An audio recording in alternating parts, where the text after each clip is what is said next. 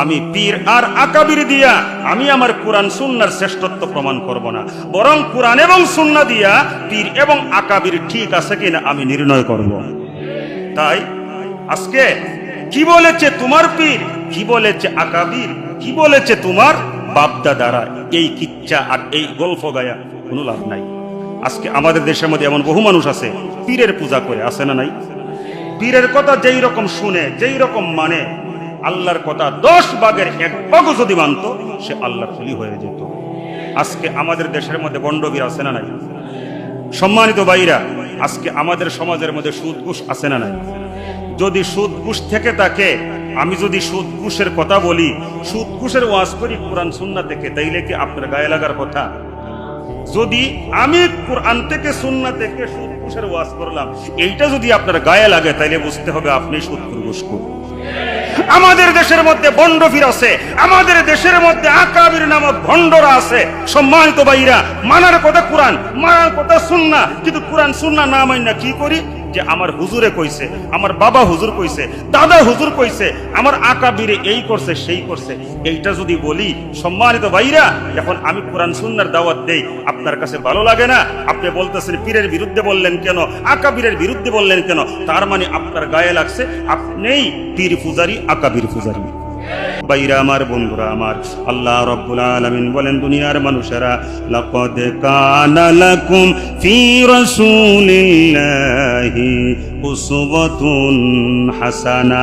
আমার হাবিব বিশ্বনবী মুহাম্মদুর রাসূলুল্লাহ সাল্লাল্লাহু আলাইহি ওয়াসাল্লামকে গোটা বিশ্ববাসীর জন্য আদর্শের শ্রেষ্ঠতম নমুনা বা মডেল বানায়া আমি আমার হাবিবকে এই পৃথিবীর মধ্যে প্রেরণ করেছি। জোরে বলেন সুবহানাল্লাহ। এখন নবী যদি আমাদের মডেল হন, আল্লাহ কোরআনে বলছেন আমার রসুল যা তোমাদেরকে দিয়েছেন গ্রহণ করো, রসুল যা নিষেধ করেছেন তা তোমরা বর্জন করো। এরপরে আবার বলছেন আমার রসুল তোমাদের জন্য আদর্শের শ্রেষ্ঠতম নমুনা। তাই এখন বলেন, নবী যদি আমাদের জন্য আদর্শের নমুনা হয়ে থাকে, নবী কোরআনের সাথে ছিলেন, আমরা যদি নবীর উম্মত হয়ে থাকি, অনুসরণকারী হয়ে থাকি, তাহলে কোনো প্রশ্ন নাই, কোনো কথা নাই, কোনো যুক্তি নাই, আমরাও কোরআনকেই মেনে নিতে হবে। শুধু তাই নয়, বিদায় হজ্জের ভাষণে বিশ্বনবী রাহমাতুল লিল আলামিন বলেছেন, তারাকতু ফীকুম আমরাইন লান তাদিল্লু মা তামাসসাকতুম বিহিমা কিতাবাল্লাহি ওয়া সুন্নাত রাসূলি। দুনিয়ার মানুষেরা, আমি চলে যাচ্ছি, তোমাদের জন্য 2টা জিনিস রেখে যাচ্ছি। কয়টা জিনিস? 1 নম্বরে কিতাবাল্লাহ কুরআনুল কারীম, 2 নম্বরে ওয়া সুন্নাত রাসূলি আমার হাদিস।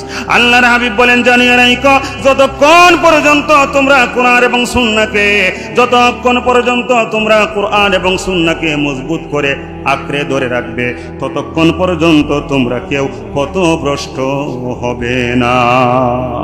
তাহলে পথভ্রষ্টতা থেকে বাঁচতে হলে কোরআন সুন্নাহকে আঁকড়ে ধরতে হবে। আর আজকে আমরা আছি পীর আর আকাবির দিয়া।